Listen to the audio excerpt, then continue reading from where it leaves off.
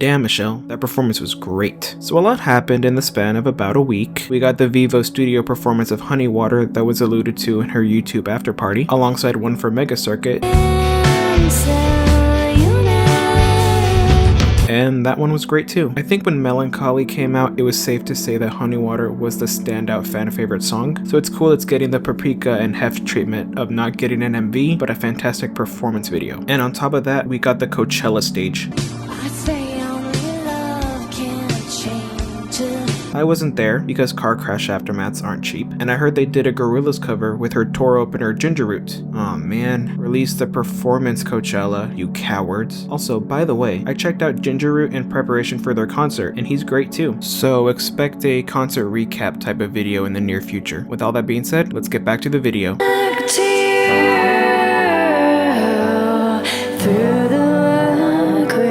A great debut, when it's done right, acts as a blueprint, a foundation for what's to come, and Psychopomp succeeds with that task, even if it was only meant to be a one-off. While this album is Japanese breakfast at their most basic, it's still really good. Hell, it's great. Like the rest of Michelle's music, Psychopomp is tight and compact, no filler, and I enjoy all the songs. One of the traits that caught my attention on this most recent re-listen was the use of instrumentals, like the title track. As this was JBrekkie's first album, it's both sonically and lyrically at its darkest. Granted, Psychopomp still has the happy sounding "Everybody Wants to Love You." I'll talk more about that song in a moment, don't worry. This song feels the most shoegazy of JB's albums. This album is a mood, and I love it for that. Other than Psychopomp's singles, I recommend Rugged Country and 777. A lot of their songs here have roots in a few different demos, so on this album, it sounds as tight as it does because of how many different renditions and drafts these songs have been through, and we have the best version of these songs as well.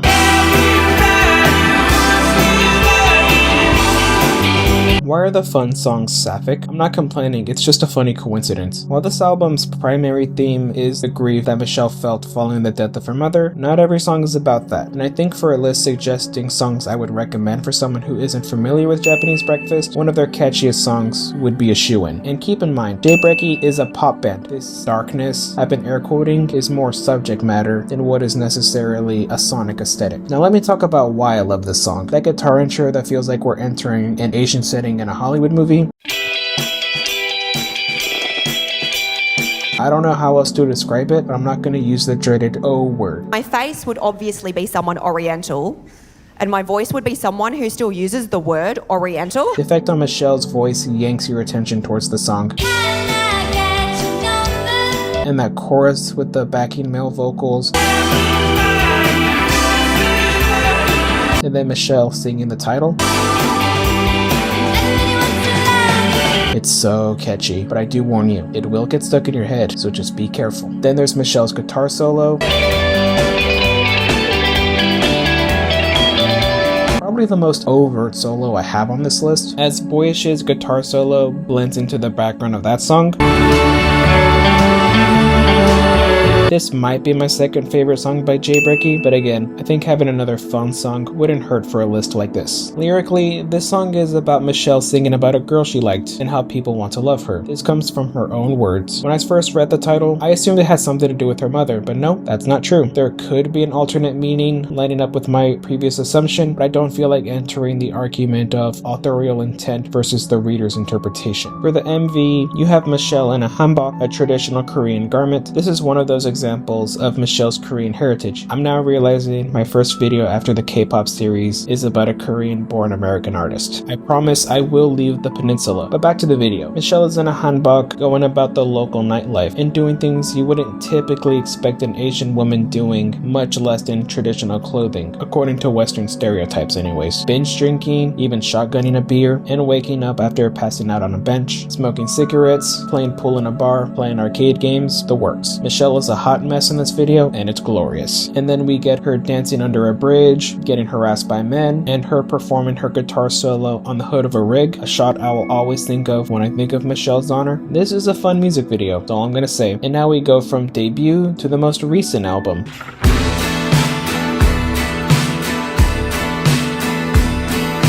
I love this album title so much. It does give off the vibe this album is going for. After the brighter sound of Jubilee, Melancholy Brunettes' return to the darker sound is interesting. As someone who joined after the Grammys' attention, this is my first new album. This is in some way a bridge between Jubilee and the darker first two albums. Michelle learned music theory when making Jubilee, and this album was the first one recorded in a professional studio, so it has that feel of the first two albums but with the polish of Jubilee. But out of all the current albums, this one has a more gothic take on dream pop, which I can certainly appreciate as a fan of The Cure. As for why this album is dark, this album tackles the fame surrounding Michelle after 2021, as it was very sudden and overwhelming for her. This album also tackles the themes of men failing the women in their lives. Yeah, that album title has a purpose, and not just emo vibes. And during the production of this album, Michelle reunited with her estranged father after years. When her mother died, they drifted apart, something Michelle sadly predicted would happen in her memoir. And yeah, it wasn't pretty. Michelle mentioned in her YouTube after party that there's that whole blood connection that'll always tie you together no matter what, something I relate to, and mentioning her father wanted to know what he missed out on. But that's a man who failed his daughter, a woman in his life. We got so much about the relationship with her mother, we're now getting songs surrounding her father. It's darkness, but a different kind of dark. This album just came out, so there's some recency bias and new album hype, so my judgment is clouded here. In the future, I could put this as the second album to check out, but we'll have to wait and see when Japanese Breakfast releases their 6th album. We're only on album 4, and I'll make an updated take on this video. Who knows? By then, we may also have the film adaptation of Crying in H-Mart, and hopefully Michelle makes the soundtrack and score for it. I'm really excited about that prospect. For melancholy brunettes and sad women. The narrowing for this album's pick had a few factors. While this is my least favorite of the singles so far, I still like it and it has grown on me. Just the initial premiere for the lyric video was disappointing. I was initially gonna do Mega Circuit, but when I was going through the lyrics, I realized it might not be the best idea for me to tackle at this point of my channel. And Picture Window just came out, so recency bias might take over. So Orlando in Love it is, and the song still represents the album well. Now this song is still great. As a first taste, you get the vibe that this album is going for, melancholy, with those softer acoustic guitar strums in the intro. Then the strings come in. The rhythms are kept steady and consistent and don't change too much over the course of the song. Gradually as the song goes, we get more touches of each instrument, like the percussion. As for Michelle's vocals, it's also fairly consistent throughout, where the major variations are how she uses different techniques to emphasize certain emotions she wants to narrow in on. Considering the fact that the song's singular chorus is at the end of the song, and it's just Orlando sung 4 times, she has to get the storytelling and mood right in the presentation with her voice. I'm now also realizing that the chorus being at the end might be why a lot of people were disappointed at the end of the premiere. There was a whole lot of "that's it" in the chat. As far as the lyrics are concerned, it's an exploration of what society wants women to be. The name itself is an allusion to a novel of a man becoming a woman, Orlando, a biography, but also gets the story of a guy who's foolish and falls in love with a siren. Singing his name with all the sweetness. And then we have another allusion to the birth of Venus.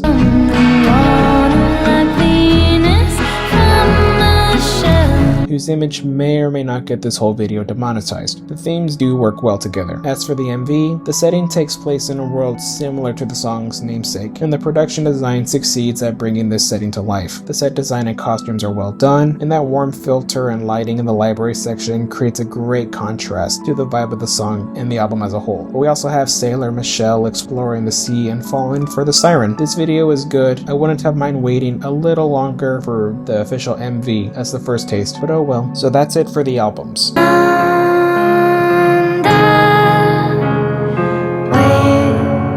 This one is a tad out there, but it does qualify for this list. While the song I recommend is good, I certainly wouldn't start out with this release. This is basically what if Japanese Breakfast did a game soundtrack, and Michelle succeeds here. But that's the thing, it works well as a game OST, but it doesn't work out as a standard JBrekkie album would. An album has a theme or story it wants to tell, and has that ability to explore that. A video game, like a film OST, is creating multiple mini themes for settings, characters, motifs, menus, and because this is for a game, one that I've gathered is an open world game, you'll have so much time exploring, and loads of the songs have day and night versions to help aid in the day and night cycle so the music doesn't feel too repetitive. And each of JB's albums are less than 40-minute affairs in the conventional album format, but with Sable, you have almost triple the length. This album only has 2 pop songs and the rest have an ambient feel. So yeah, it's like getting into 9 Inch Nails and starting with their Quake OST or Ghost 1 through 4. With that being said, this OST is good and it does make me want to check out the game. When I first listened to the OST, I did not care for it and swore it off. In hindsight, I realized I wasn't used to listening to OSTs, and after hearing a few, I get this album now. And this one is rather relaxing. Put it on with the right mood and environment, it's a pleasant listen. Listen to it while reading Crying in H Mart. Just trust me on that one. Now I did say this album has 2 pop songs. Here's one.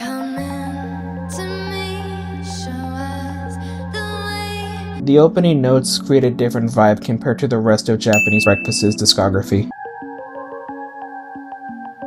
Michelle's voice is toned down as to not be too distracting, because in a game where I'll be playing for hours and hearing the song over and over, and if a song is annoying, it makes the gameplay rather grating. The song itself feels electronic too, fitting for a video game. You still have the string influences, real percussion, and guitars if you're looking for it. It's a different style and not wholly representative of JBrekkie's discography, but there's only so much that I had to work with here. And this song is still pretty good. Lyrically, it's simple. Michelle is creating an image of exploring an open world and riding the glider you'll use to explore that world.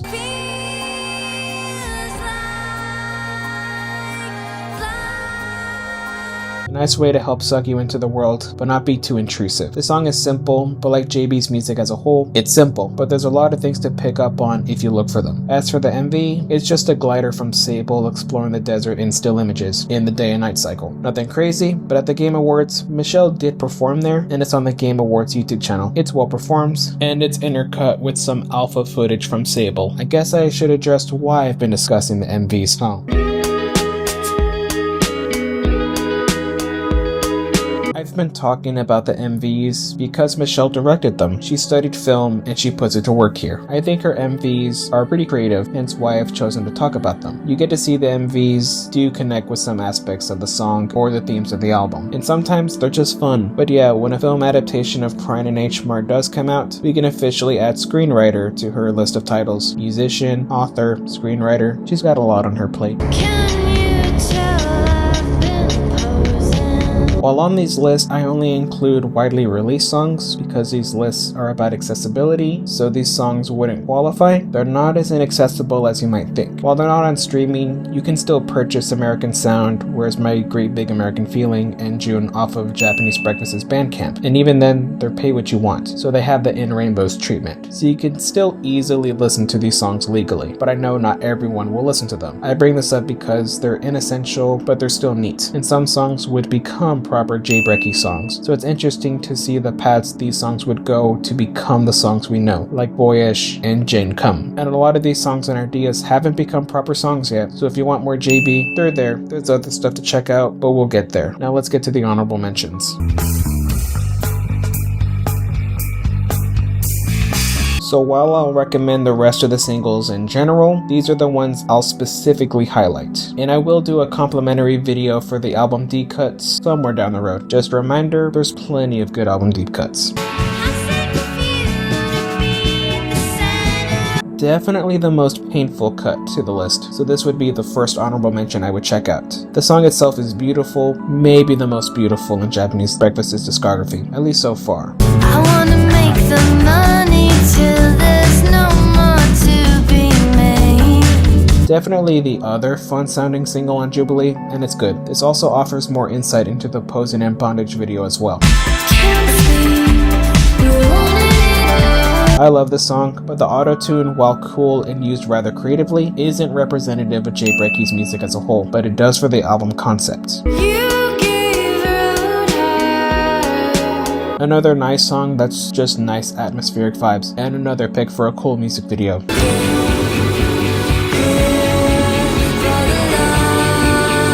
Definitely one of the most obvious songs tackling the grief of Michelle losing her mother, and this one is more the immediate aftermath, and with these lyrics, they sure do pack a punch.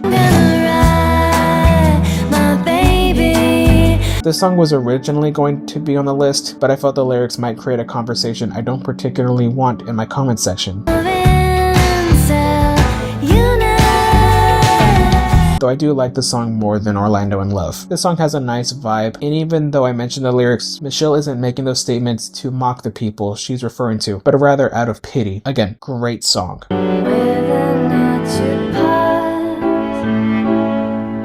The other pop song off of Sable, and it's great too, and a favorite of Michelle's as well. If you dig it, there's a studio performance of it as well, and it's good. Those strings are gorgeous.